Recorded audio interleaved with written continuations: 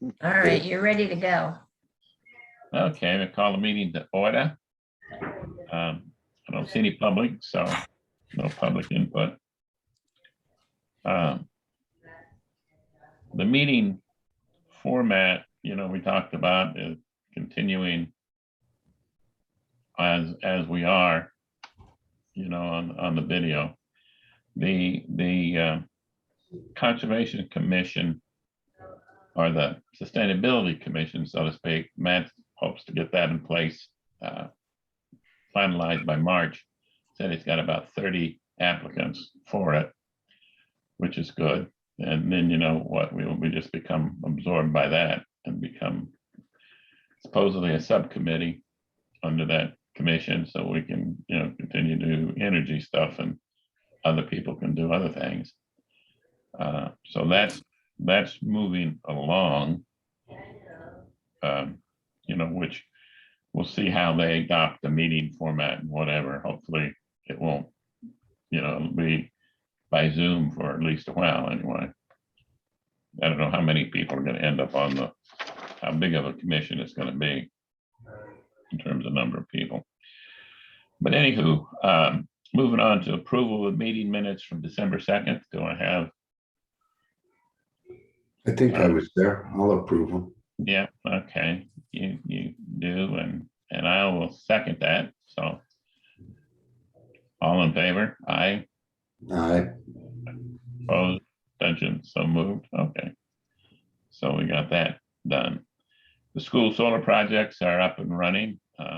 We've submitted to the ISO for the capacity payments, and that should be registered shortly, and capacity payments would start in June. They run for 8 months on solar, 8 months during what they call this. It'll start in June, but or maybe we might be able to get them in market, because the summer market runs from April to November, into November. So we may be able to start getting revenue in April. Don't know for sure yet, but at least we'll know we'll get it for June. So that piece of it is done. But talking along that way is we're going to be picking up some interest in what we've been talking about, the microgrid for the school park, which would have more solar and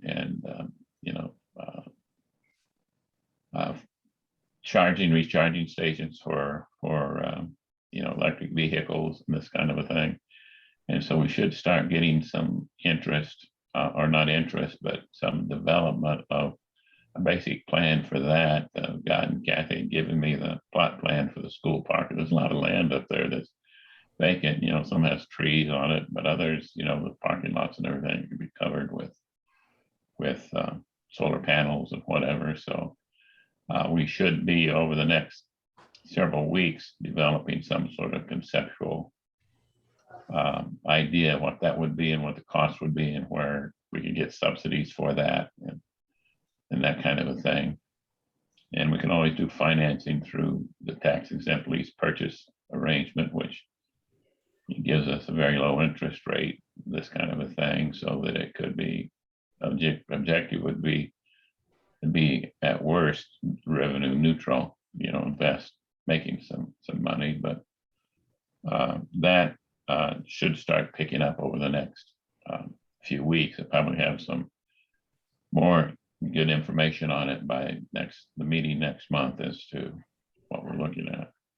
And in the meantime, the Board of Education, which you're probably all aware of, this contract with the bus company is up for renewal, I guess, and they're going out and they're anticipating to get up to five electric buses with money, from the Volkswagen settlement.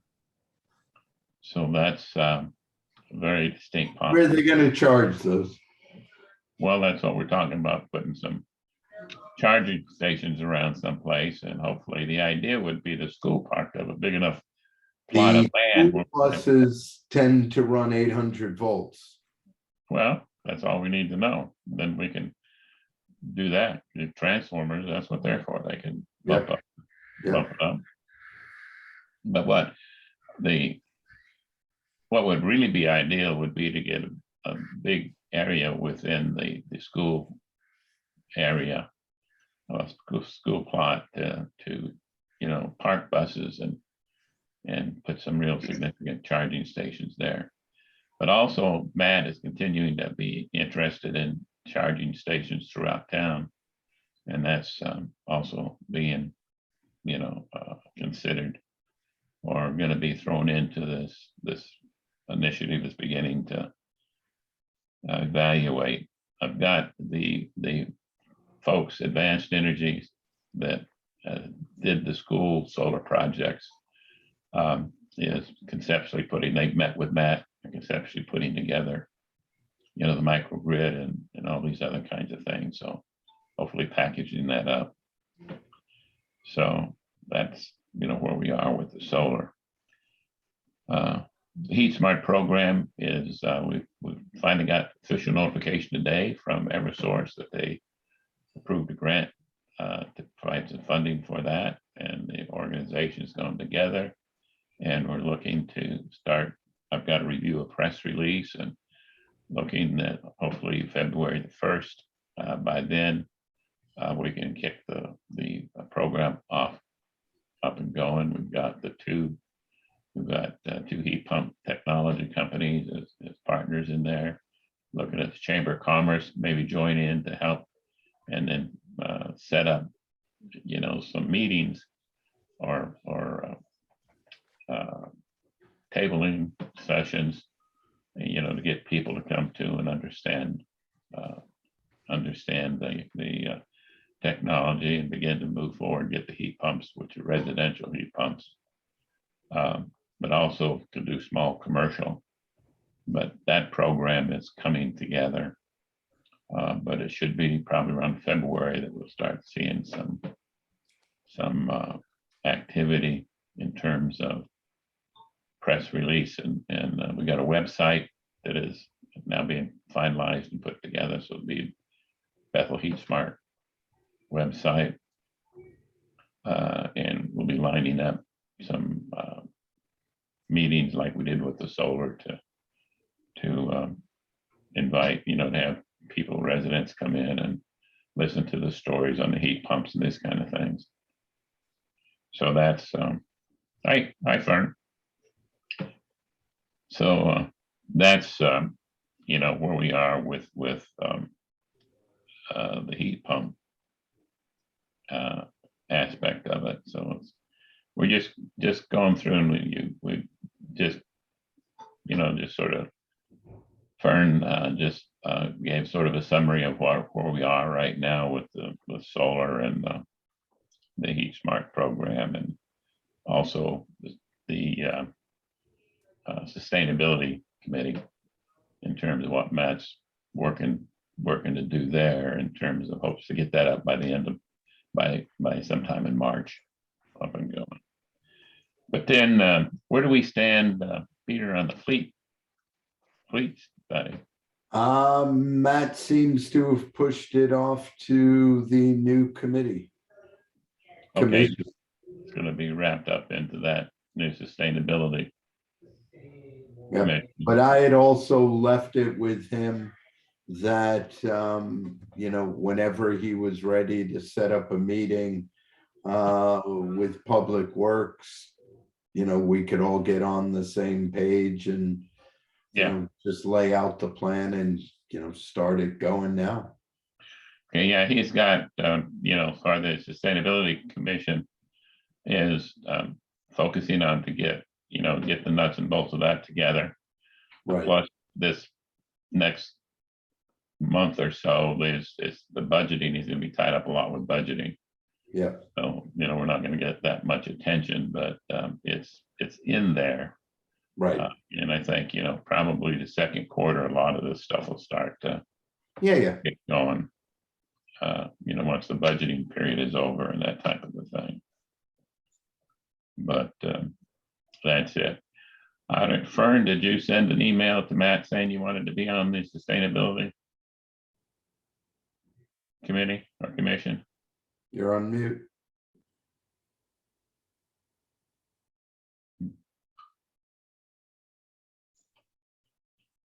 Mute. You're on mute.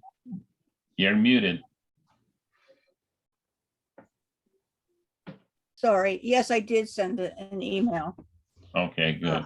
So, because I would like to continue, as I said, when I was muted, sometimes I don't think that I offer an awful lot, but because I don't have the technical knowledge that you guys have, but sometimes you need a non-technical person too, so.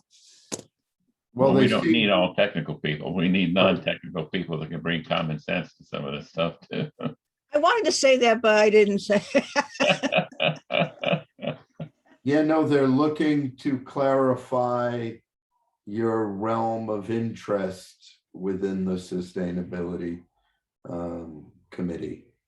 You know, what's your focus so that they can have experts in each area. Yeah, they whether want to have, it's yeah, advocacy, one for each group. transportation. Yeah, Yeah.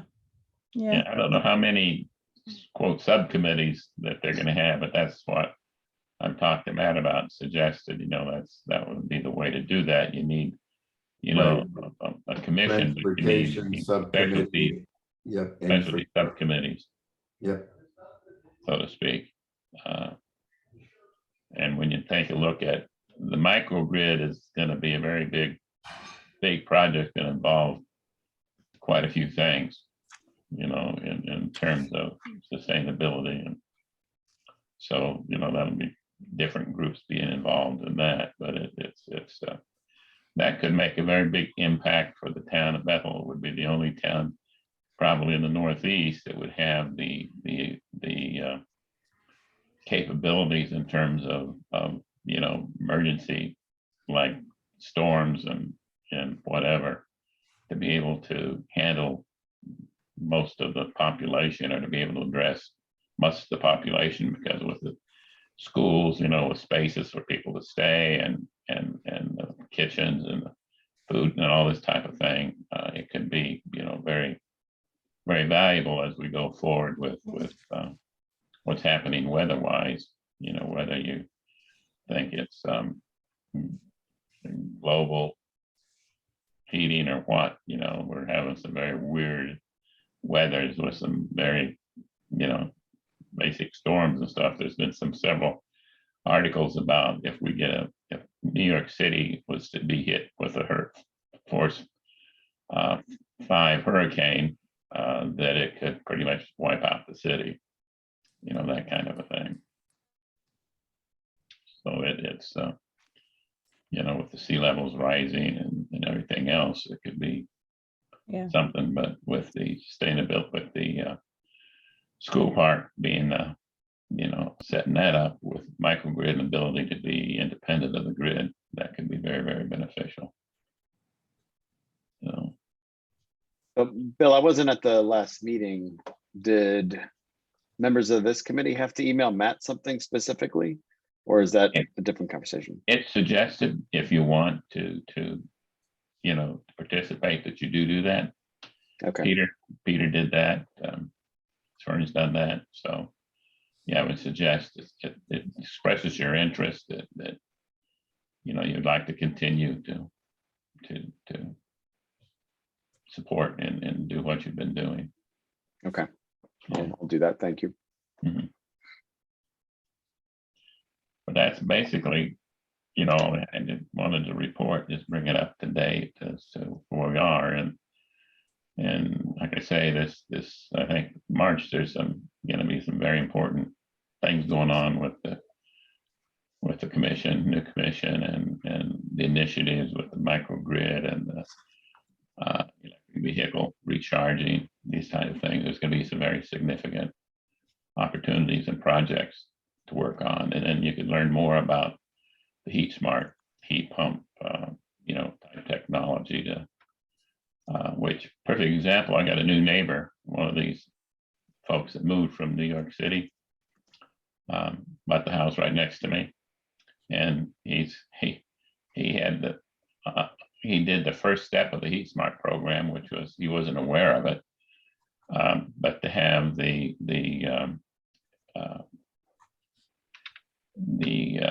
entities that work with Eversource come through and seals the house, plugs leaks and adds insulation and this kind of a thing to reduce the needs. And then he said he needs a new boiler, and he doesn't have air conditioning, which he really wants to have.